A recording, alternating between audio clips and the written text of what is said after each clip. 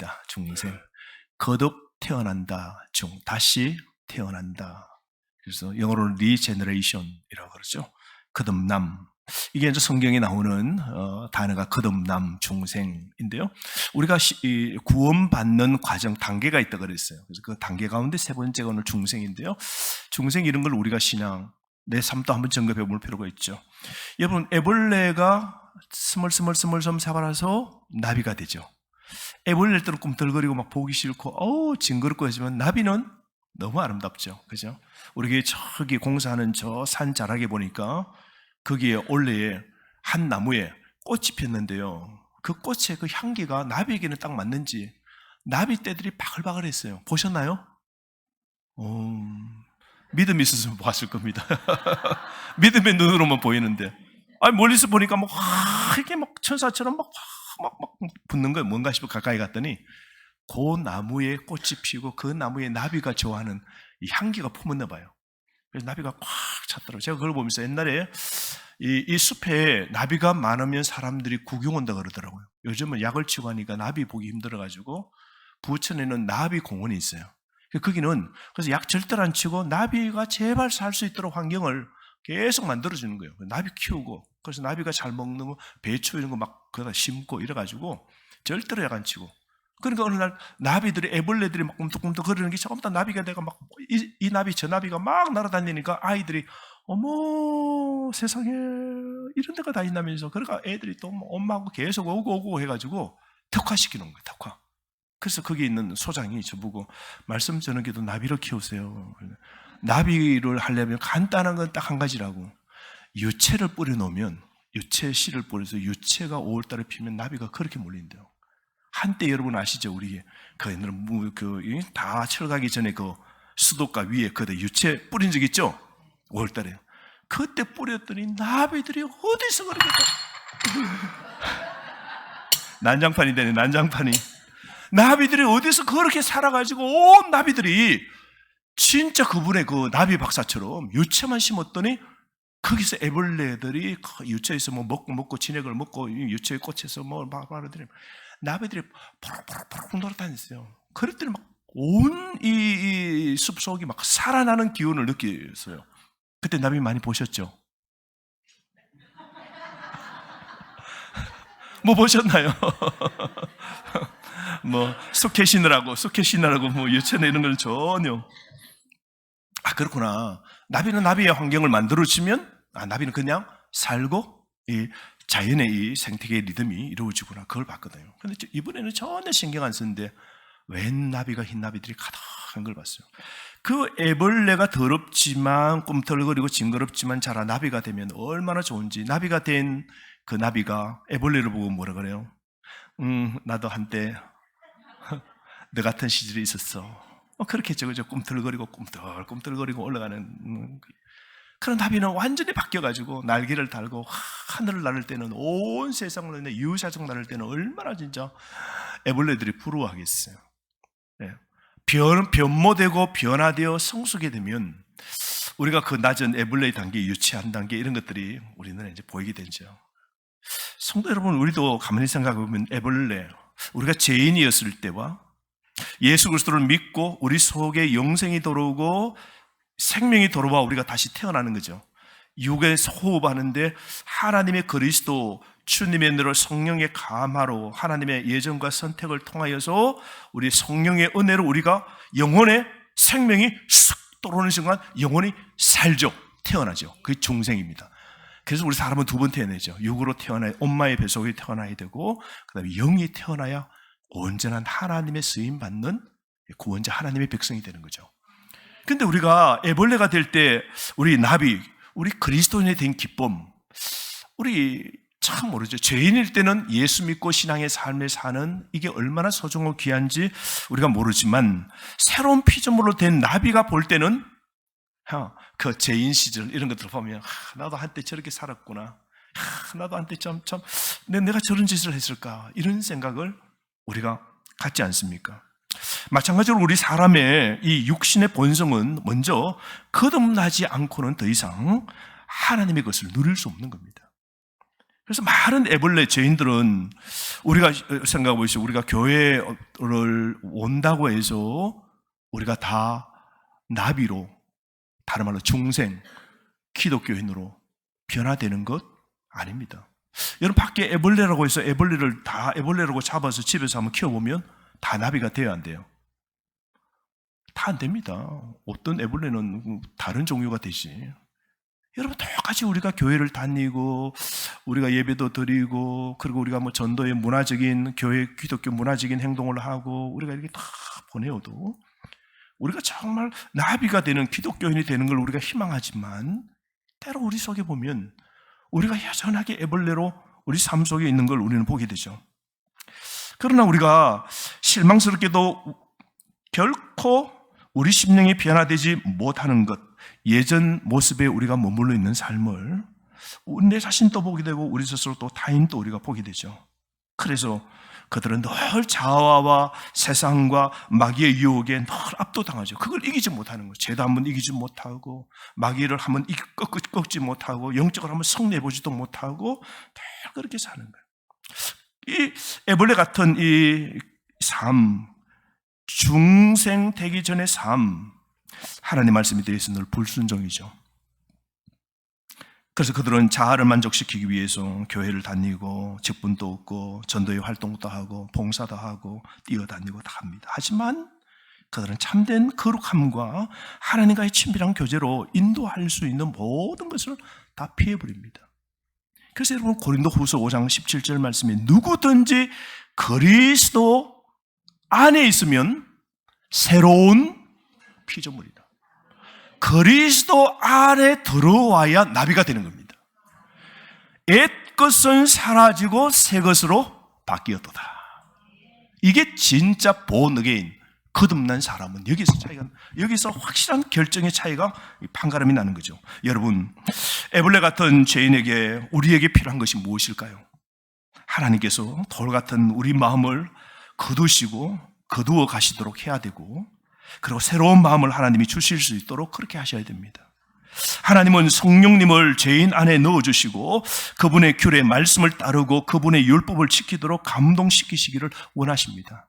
그래서 우리 하나님이 예수겔서 36장 26절에서 27절 말씀, 또 새 영을, 새로운 영입니다.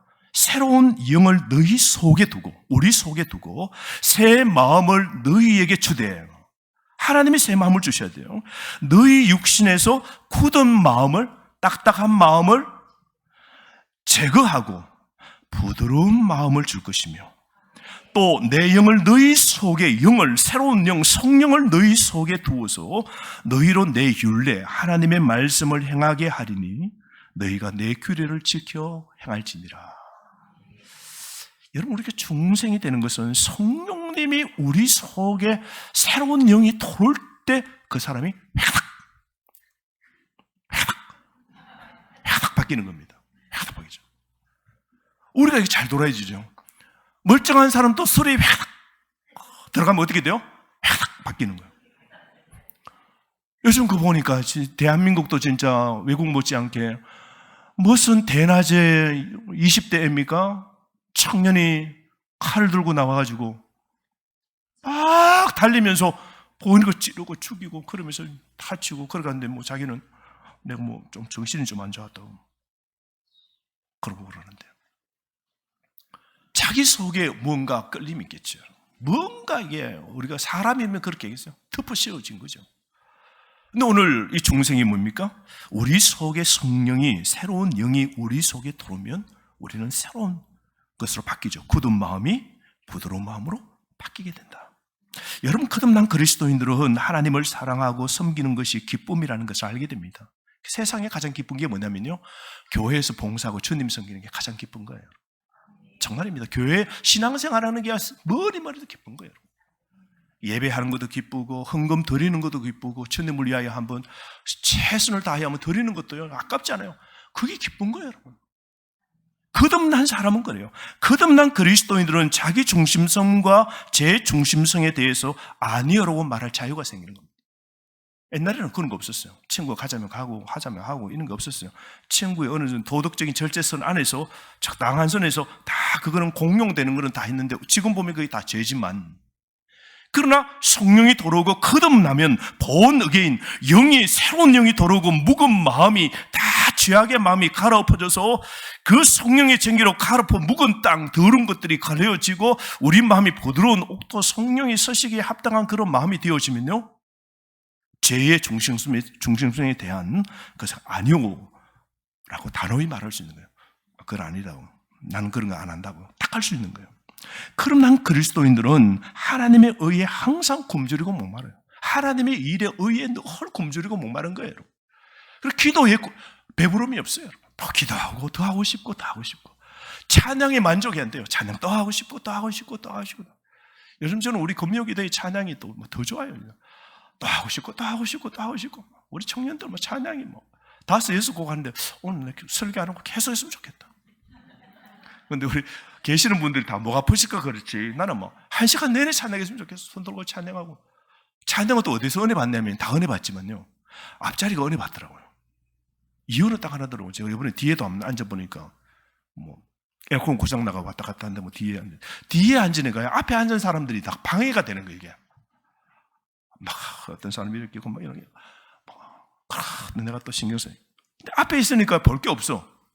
앞에 있으면 찬양하는 팀, 뒤에 하나님 보이시는 그거밖에 없어. 그냥 찬양 앞에 부르는 사람만 보이니까 집중하니까 뒤에 나를 보든지 말든지 내가 은혜 받으면 손 들고 찬양하고 할렐루야 찬양하든지 놔두고 나도 기도하고, 이 자유함 속에 막 기쁘지는 거예요. 찬양이요 목마른 거예요, 여러분. 정말 거듭난 사람은요, 봉사 다 있다, 나 교회 일, 나 이만큼 말씀이 다 있다, 절대로 안 그렇습니다.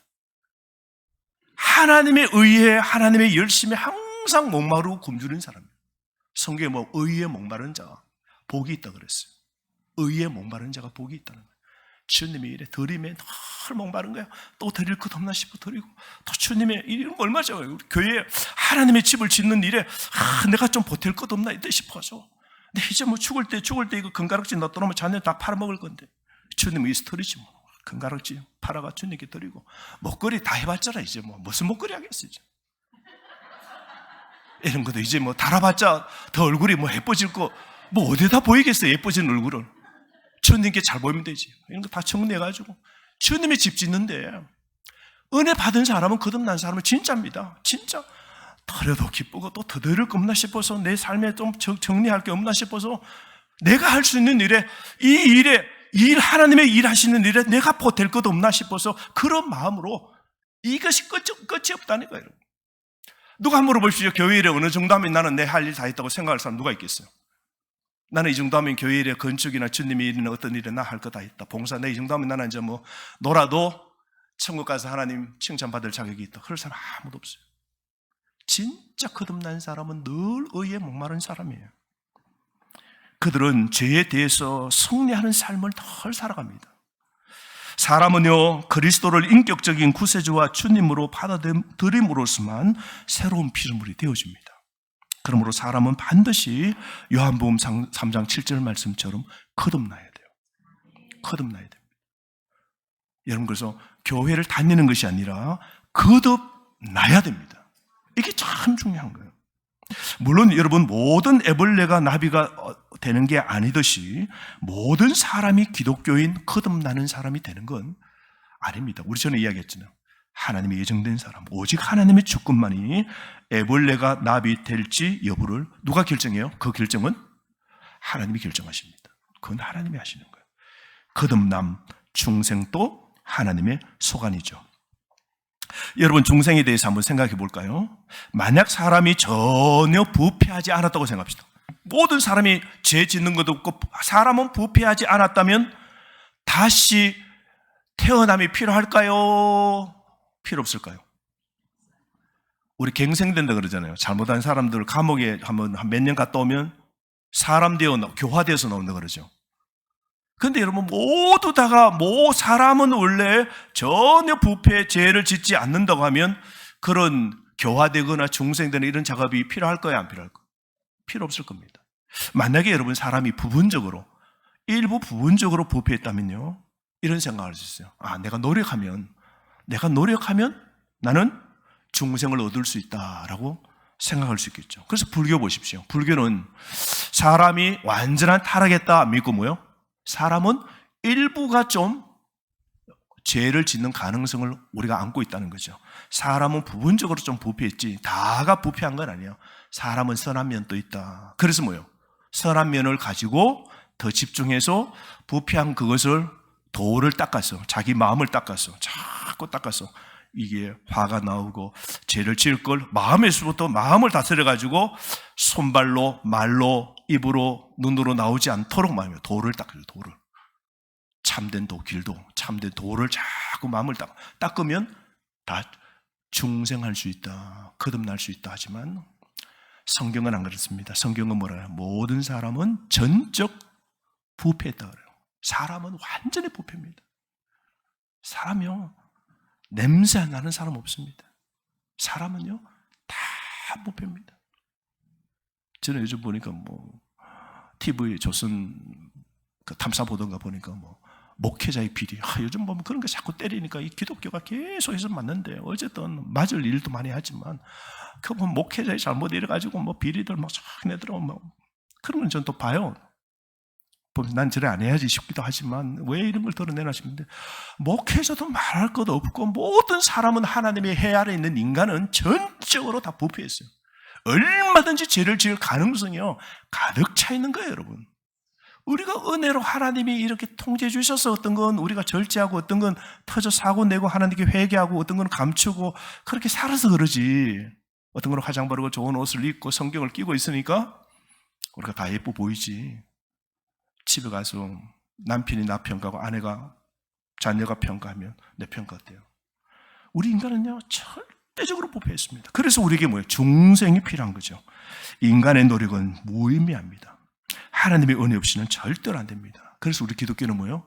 은혜의 종교입니다. 우리의 노력으로 되는 게 아니고요, 하나님이 나를 긍휼히 여겨주셔야 구원받는 것입니다. 이게 기독교입니다. 그래서 우리의 구원은 전적으로 100% 하나님이 은혜로 나를 신부로 선택해 주신 거예요. 참 감사하죠. 우리 여기에 우리 아내 되신 우리 권사님, 우리 여집사님 감사하세요. 여러분인데도 불구하고 우리 남편의 아내로 신부로 선택해 주셨어요. 아멘 할 건 없고요.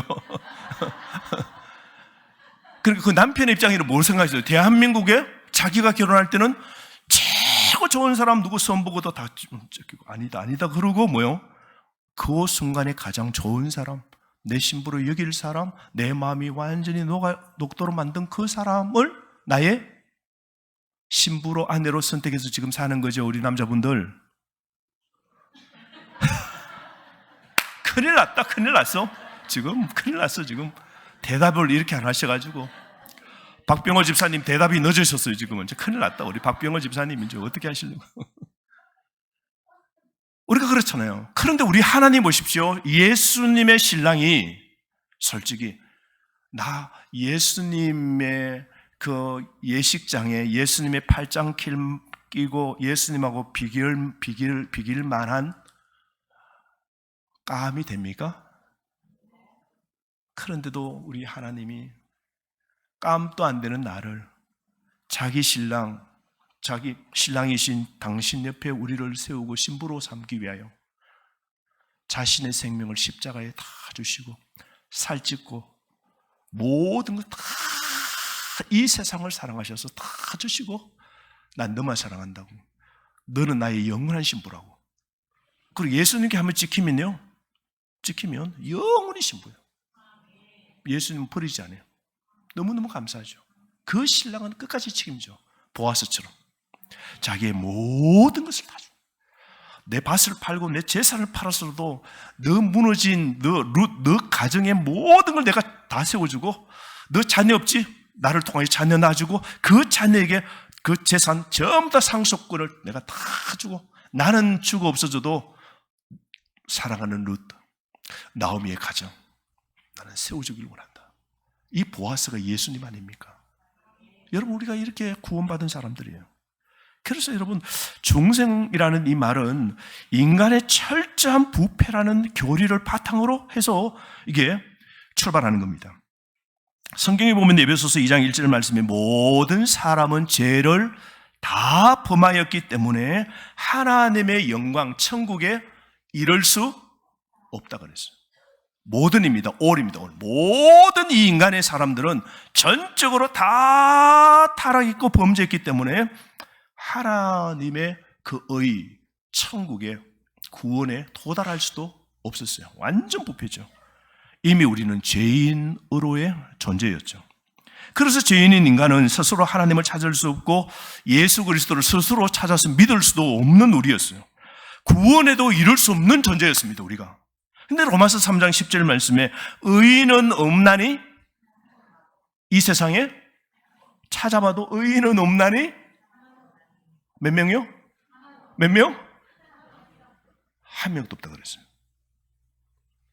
아닌데 우리 교회는 제가 볼 때요, 의인 많으신데, 제가 볼 때는 다 위대하시고 의인들 많으신데 하나님이 딱 보시는데 의인은 없나니, 지구상의 인구 가운데 의인은 없나니 한 명도 없다 그랬어요. 모든 사람이 죄를 범하였음에 하나님의 영광이 이르지 못한다. 로마서 3장 10절 말씀, 명확한 명제이잖아요. 그래서 여러분, 새롭게 태어나는 것, 거듭남, 이 중생은 모든 사람에게 반드시 필요한 과정입니다. 이게 요한복음 3장 3절 오늘 말씀, 예수님이 내가 진정으로 말한다, 누구든지 새롭게 다시 영혼이 태어나지 아니하면 결코 천국에 갈 수 없다. 천국 가는 방법은 딱 하나입니다. 영혼이, 사람이 다시 태어나야 돼요. 영혼이 태어나야 됩니다. 그런데 중생은 여러분, 어떻게 해서 이 중생의 사역이 일어날까요? 거듭남은 어떻게 일어날까요? 사람이 거듭나는 건 자신의 노력으로 안 된다 그랬죠. 의인은 없나니 한 명도 없습니다. 그래서 산에 가서 돌을 닦거나, 지금까지 의인이니까 석가도 안 돼요, 여러분. 죄송합니다. 공자도 안 돼요. 마호멧도 안 돼요. 하나님 기준에 절대 선의 그 공의 거룩함 기준에는 의인은 없나니 하나도 없는 거예요. 공자는 하나님의 보시기 저 밑에 지극히 높으신 하나님 저 위에서 볼 때 공자가 이만큼 사람들보다 위대하고 뛰어나지만 저 위에 계신 거룩의 하나님이 보실 때는 공자나 인간에는 전부 다 똑같은 거예요. 사람의 노력으로 의를 절대로 이룰 수 없는 거예요. 이것은 전적으로 하나님에게서 태어날 때의 중생, 거듭남이 시작되는 것이죠. 다른 말로 중생은 새로운 생명의 이식입니다. 새로운 생명이 우리 속에 이식되는 건 뭐냐? 그건 하나님이 하시는 작업이에요. 그래서 중생은 전적 우리의 구원은 누구의 사역이라고요? 하나님이 하시는 사역이에요. 우리가 다 예수 믿게 된 건 그 작업을 다 누가 하셨어요? 하나님이 하셨어요. 안 믿는 불교의 가정, 유교의 가정, 제사가 10개, 1년에 12개씩 있는 그 가정 속에서 첩첩시골 산골 꼴꼴꼴꼴꼴꼴꼴꼴꼴꼴꼴 꼴짜기에서 교회도 너무 산 넘어 가야 교회 하는 그런 곳에 내가 예수를 어떻게 내 생에 믿고 여기 지금 이 시간에 여기 앉아 있는지, 이건 내가 노력해서 얻은 게 아니고 이건 뭐요? 하나님께서 새로운 생명을 성령님을 통해서 우리에게 이식해 주신 하나님의 일하심, 하나님의 작업, 하나님의 계획이셨습니다. 그래서 우리 하나님께 너무너무 감사해야 돼요, 여러분.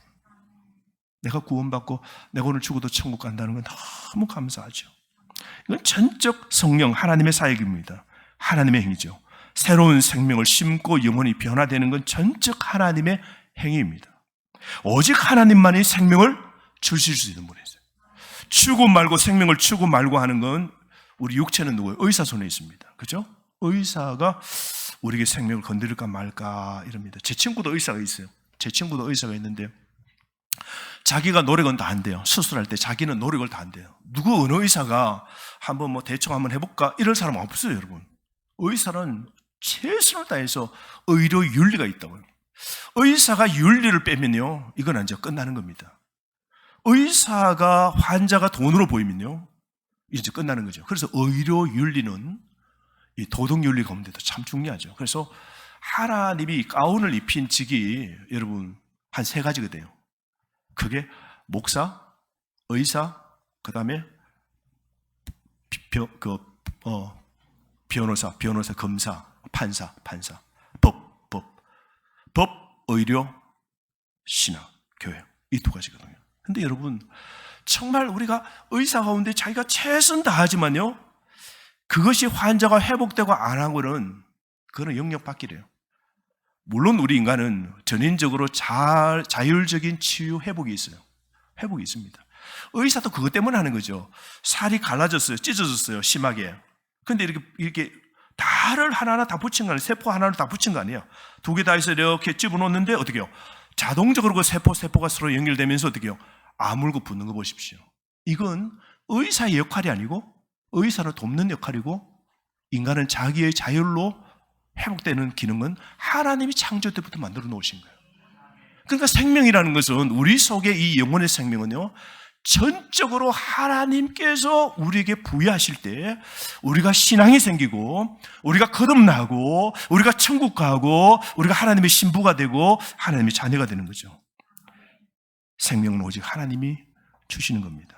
그럼 어떻게 우리가 거듭날까요? 첫 번째는 하나님의 말씀이에요. 말씀. 하나님의 말씀은 성령님께서 거듭남을 주시는 수단입니다. 우리가 거듭나려면요, 우리가 예수 믿고 우리가 거듭나려면 말씀을 들어야 되죠. 말씀은 어디서 왔습니까? 어디서 왔어요? 하나님께로부터 왔습니다. 그게 말씀이에요. 우리가 가지고 있는 성경책, 이게 어디서부터 왔어요? 하나님께로부터 온 거죠. 그래서 말씀은 생명을 주는 능력이 담겨 있는 겁니다.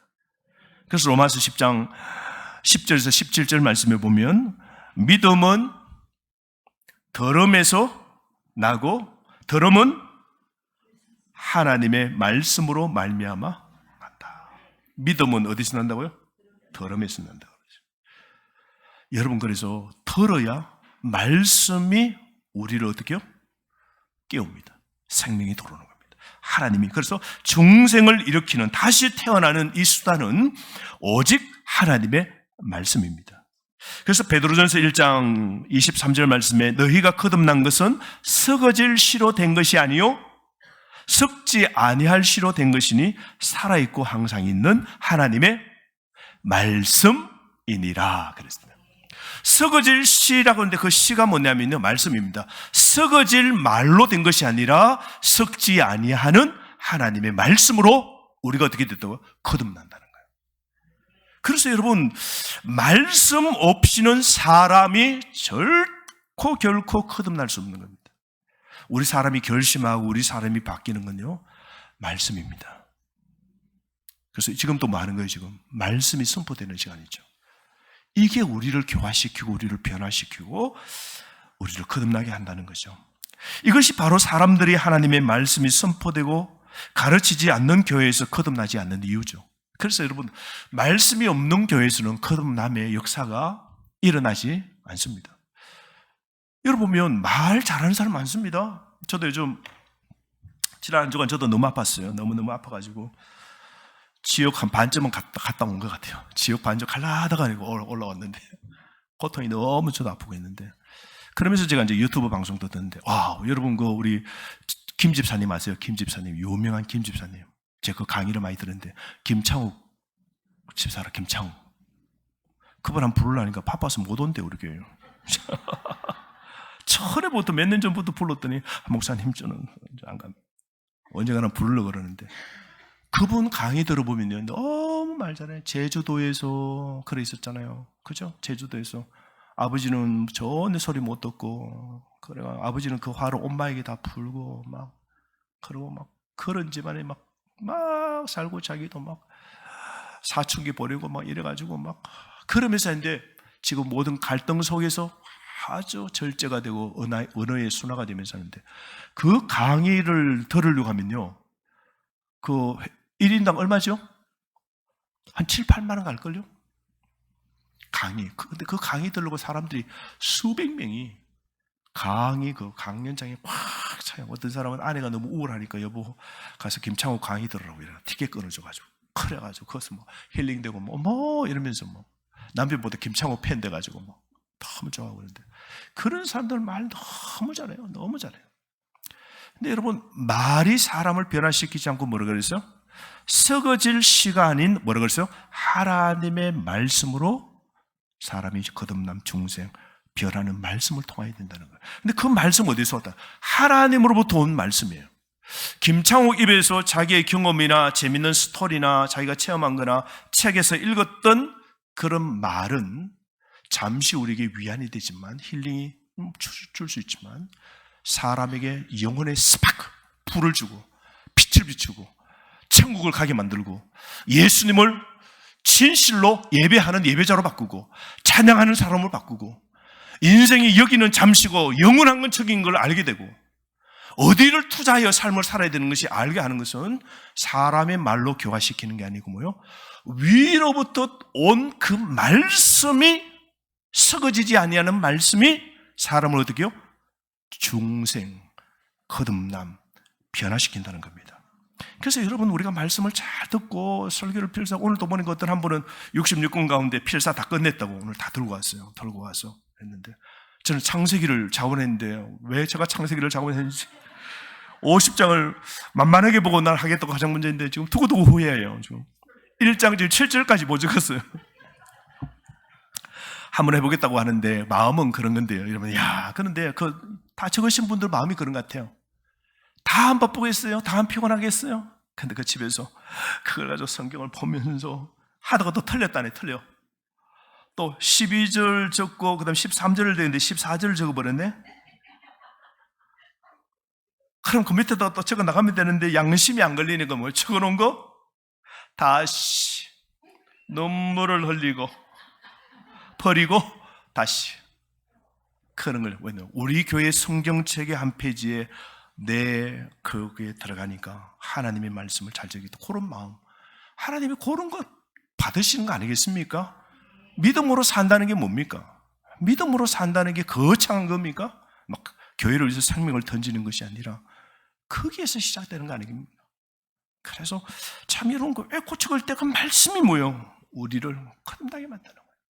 우리를 변화시키는 거예요. 성경은 여러분 살아있고 생명을 생산하는 겁니다. 살아계신 하나님의 말씀으로 우리가 사는 것이죠.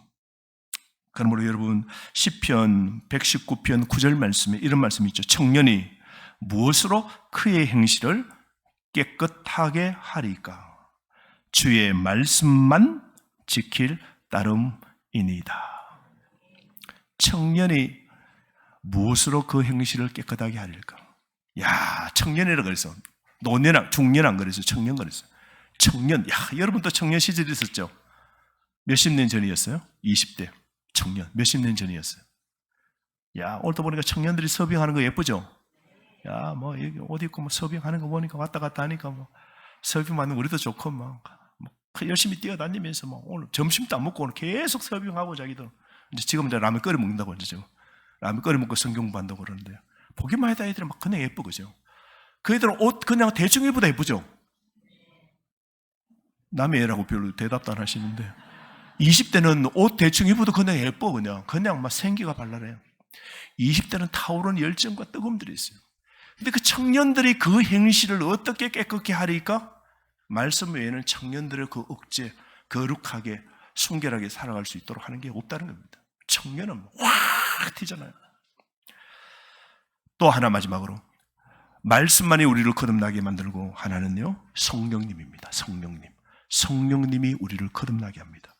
요한복음 3장 5절 말씀 보면 예수님이 니고데모에게 하신 말씀이 있죠. 사람이 물과 성령으로 나지 아니하면 하나님 나라에 들어갈 수 없다. 천국에 갈 수 없다 그랬어요. 이 물이라는 건 물세례를 말하는 게 아닙니다. 물과 성령이라는데 물은 성령님을 동일하게 상징하는 겁니다. 성령님의 사역은 먼저 죄인을 깨닫게 한 다음 사람을 회심시키는 겁니다. 그래서 성령님은 사람을 하나님의 나라로 인도하는 실제적인 일을 하십니다. 그래서 중생을 혈육 있게 하시는 분은 오직 성령 하나님이십니다. 그래서 이 중생의 매개체의 역할을 하는 게 우리 성령님이십니다. 그래서 신성한 대리자가 바로 성령님이시죠. 그래서 우리가 거듭날 때 새 생명을 우리 속에 낳도록 하신 분이 누구셨어요? 성령님이셨습니다. 그래서 우리 안에 다 누구요? 성령님이 내주하고 계시는 겁니다. 여러분, 우리의 중생은요, 성령님의 단독 사역이십니다. 그래서 성령님에 의해 역사되고 우리는 전적으로 수동적이에요. 수동적. 우리가 중생, 내가 태어나 애가 뱃속에 있는 애가 엄마 지금 나가야 돼. 난 나갈 거야. 내일 모레야. 알지 엄마? 잊어버렸어 엄마 지금 밥 먹는다고 잊어버렸어. 아니야 내일 모레야 하고 애가 지가 날짜 잡고 지가 노력해서 나옵니까? 아이고 참나. 아니죠. 나아지는 거죠. 나아지는 거예요. 수동적으로. 우리가 구원 얻고 우리가 이 거듭나는 건 전적으로 오늘 수동적이에요. 능동적으로 깊이 관여하시고 우리에게 생명의 작업을 하신 분이 누구라고요? 성령 하나님이십니다. 너무 감사해야 되죠. 그러므로 여러분, 하나님의 주권적 은혜로 우리가 그 열매로 구원받아 이렇게 살게 된 거죠. 그러므로 여러분, 은혜로 삽시다. 중국의 허드슨 테일러 내지 선교를 열심히 한 선교사님이 있잖아요. 한 번은 중국에서 이제 선교 사역을 열심히 하는데 한 청년에서 묻습니다. 선교사님, 나 이제 예수 믿고 이렇게 살게 됐는데 진짜 신자가 되려면 몇 년 믿어야 신자가 됩니까? 묻는 거예요. 이제 중국에서 막 복음 전했는데 한 청년이 와서 몇 년 믿어야 진짜 신자가 됩니까? 라고 물었습니다. 여러분께 물어봅시다. 교회 한 몇 년 다니면 신자가 됩니까? 한 몇 년쯤 다니면, 교회 예수 믿고 시작해서 몇 년쯤 되면 신자가 됩니까? 그랬더니 허드슨 테일러 그 선교사님이 그 친구 보고 앞에 있는 불 밝힌 램프 있잖아요. 램프 석유 넣고 골로 램프 불 켜는 거. 그러다가 자네 램프에 내가 성냥을 걸어서 딱 불을 밝히려면 시간이 얼마 걸리라는 거. 아니 그 성냥불을 켜서 거기 더 있는 유리를 통 열고 그 심지에 붙이자마자 불이 확 붙죠. 똑같다고. 신자 되는 건 기간이 아니라 예수 그리스도를 영접, 본 어게인, 중생 믿는 순간 사람은 뭐요? 신자가 되어진다. 거듭남은 순간적으로 일어난다. 새로운 삶의 빛이 성령이 우리 속에 들어올 때 그 영혼이 확 빛이 그때부터 확 비치는 거예요. 우리다가 빛이 있는 겁니다. 근데 그 빛을 어떻게 해요? 여러분 덮지 말고 세상의 죄로 자꾸 꺼지도록 하지 말고 성령의 빛이 빛나도록 가려놓은 빛을 죄를 드러내고 회개하고 내 의대로 살지 않고 하나님 뜻을 세우고 거룩을 추구하고 성령님의 빛이 비추어지는 그런 신자, 진짜 신자 정말 못 오다가 그래서 마지막 갈수록 더 빛나는 환하게 빛나다가 90이 되든 99이 되든 주님이 탁 부르는 날 착 영화로 변화되어 그렇게도 저와 여러분이 바라는 천국으로 싹 가면 얼마나 좋겠습니까? 오늘부터 여러분 그래서 기도합시다. 하나님 앞에 하나님 성령의 빛이 이미 내 속에 들어오셨 하나님이 나에게 이 구원의 은혜를 주셨는데 이 빛이 가려지지 않도록 죄 지은 것 회개하고 내 의를 죽이고 내 교만을 죽이고 육체의 소욕을 죽이고 하나님 뜻을 세우고 주의 영광과 교회를 숨기고 하나님을 위하여 일하고 기도를 보태고 말씀을 읽고 살다가 주님이 오라 하는 순간 아멘 하고 탁 고통 없이 탁 눈 떴는데 엄마 하나님이 벌써 천국에 턱 도는 거야. 할렐루야. 이렇게 되면 얼마나 좋겠습니까? 기도해서 이런 응답도 여러분 받는 여러분 되시기를 바랍니다. 이게 최고의 겁니다. 다 함께 이 시간 주신 말씀 가지고 이 시간 기도했으면 좋겠습니다. 나를 구원시켜 주신 우리 하나님께 감사합시다. 나 같은